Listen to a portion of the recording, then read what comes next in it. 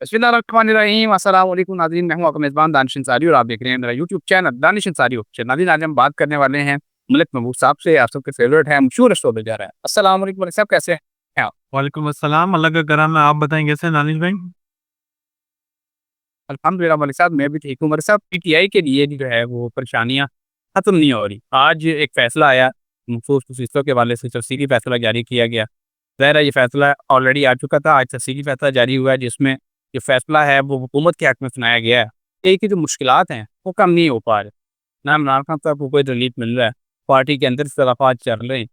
आप क्या देख रहे हैं? कौन-सा ऐसा महीना है या क्या 2026 में ये पीटीआई की जो अंदरूनी इख्तिलाफात हैं, खान साहब को जो रिलीफ मिलने के मामलात हैं, वो सुलझने की तरफ जाएँगे? कौन-सा टाइम ऐसा है जो आप देख रहे हैं? नवंबर 2025 के बाद ये चीज़ें बेहतर होंगी और खान साहब के लिए भी फैसिलिटी आएगी। लेकिन मैं अभी भी एक्सपेक्ट कर रहा हूँ कि अक्टूबर 16 के बाद आपको अदालतों से बेहतर रिज़ल्ट आने की उम्मीद रखनी चाहिए और आएँगे भी सही। तो ये जो चीज़ें हैं, ये अभी अनफोल्ड होने में थोड़ा टाइम हो रहा है। बाकी तो मुश्किल वक़्त गुज़र गया है। Okay sir. सर, पाकिस्तान के सियासी नाकामी के हवाले से बात करें तो आज की सबसे इम्पोर्टेंट अपडेट ये है कि मरीम नवाज से पीपल्स पार्टी ने माफ़ी का मुतालबा किया कि वो हमसे माफ़ी मांगे जो उन्होंने हमारे खिलाफ बयानात दिए हैं।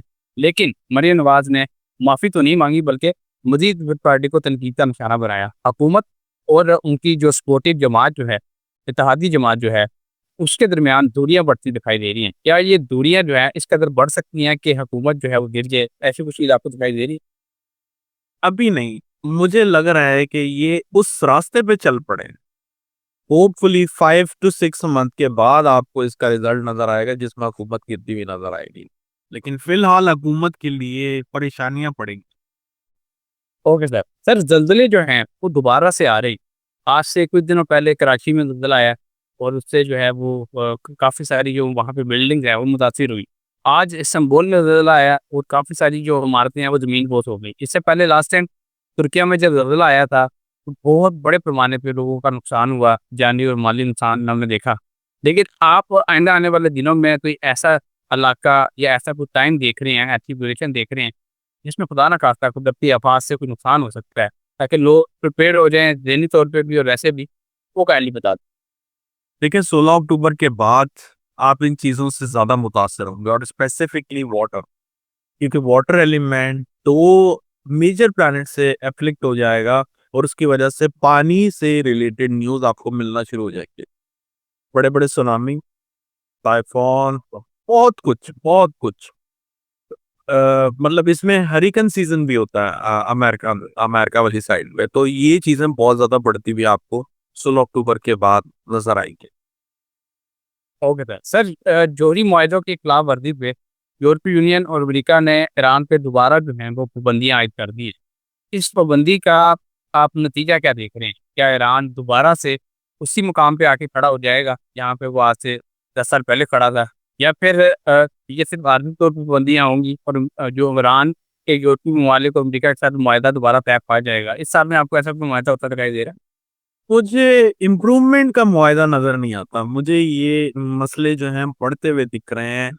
जैसे मैंने आपको पहले भी बताया कि फ़लस्तीन का मसला तो हल हो जाएगा, लेकिन आने वाले दिनों में मुझे दूसरे ममालिक के मसले मज़ीद बढ़ते हुए दिख रहे हैं, जिसकी वज़ह से जंगें होती हुई आपको नज़र आएँगी।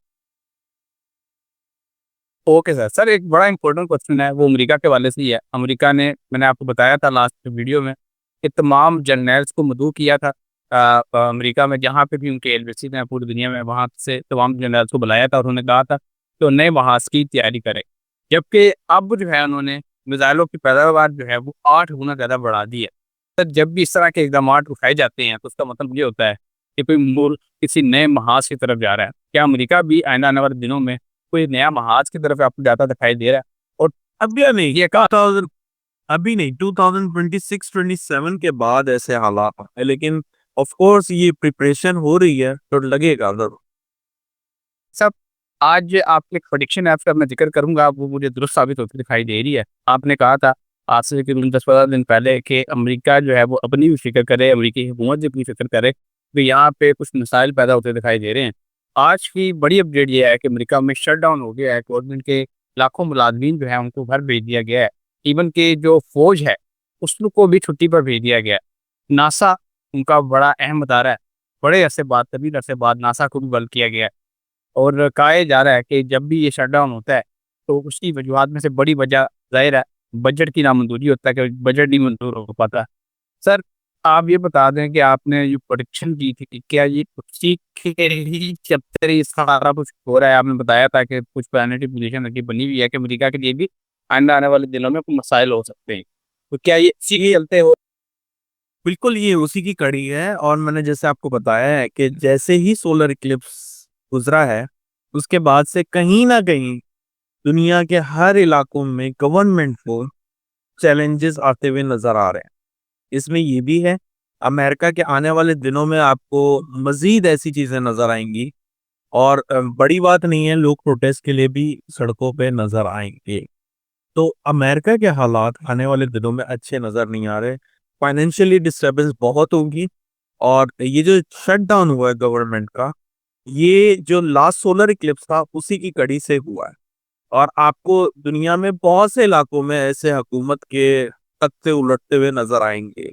तो ये चीजें अभी चलेंगी, इसीलिए मैंने आपको उस दिन भी कहा था कि अभी आप अगर ये सोच रहे हैं कि हालात अमेरिका के अच्छे हैं, तो मुझे नहीं लगता।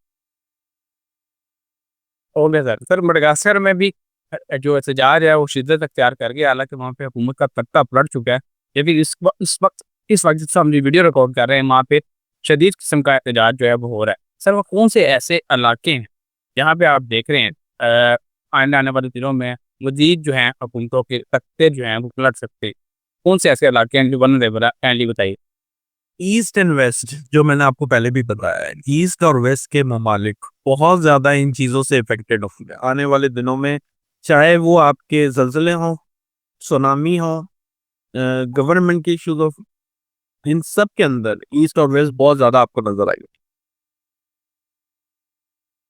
Okay sir. Sir, Donald Trump की तरफ से एक मंसूबे का ऐलान किया जाता है कि फ़लस्तीन में अमन कायम किया जाएगा, लेकिन अब हम हालात देख रहे हैं कि वो बैकवर्ड की तरफ जा रहे हैं। जहाँ हम पहले देख रहे कि एक उम्मीद पैदा हो रही थी कि अमन आएगा, लेकिन अब वो चीज़ कहीं दिखाई नहीं दे रही। अब सारी दुनिया में एहतजाज भी हो रहे हैं, और जो ट्रंप का जो मुआहदा है वो इवन के यूनाइटेड नेशन भी कह रहा है कि इसके ऊपर अमल किया जाए, लेकिन उस पर अमल नहीं हो पा रहा। आप क्या देख रहे हैं कि आइंदा आने वाले दिनों में, और तमीना तो शुरू हो चुका है, क्या अक्टूबर का महीने में कोई ऐसी प्लानिटरी पोजीशन आपको दिखाई दे रही है कि फ़लस्तीन में अमन आ जाए, बेहतरी आ जाए? देखिए, इम्प्रूवमेंट आएगी। अमन अगर आप बोल रहे हैं 100% आ जाए, वो उसमें अभी टाइम लगेगा। मुझे ऐसा लगता है कि अमन की सीढ़ी जरूर हम चढ़ लेंगे, लेकिन कंप्लीट कंट्रोल अभी मुझे नहीं लगता आएगा। चीजों में अभी टाइम लगेगा थोड़ा।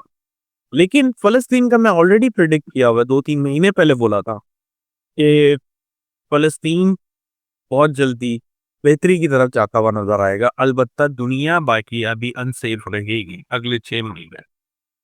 बहुत शुक्रिया सर, आपने अपनी कीमती वक्त में से कुछ वक्त निकाला और उतनी ज़बरदस्त प्रेडिक्शन हमारे साथ शेयर की। इंशाल्लाह नेक्स्ट प्रोग्राम में ऐसे ही इंटरेस्टिंग टॉपिक के साथ दोबारा पेश होंगे। अगली वीडियो तक के लिए मुझे और मलिक महबूब साहब को इजाज़त दीजिए।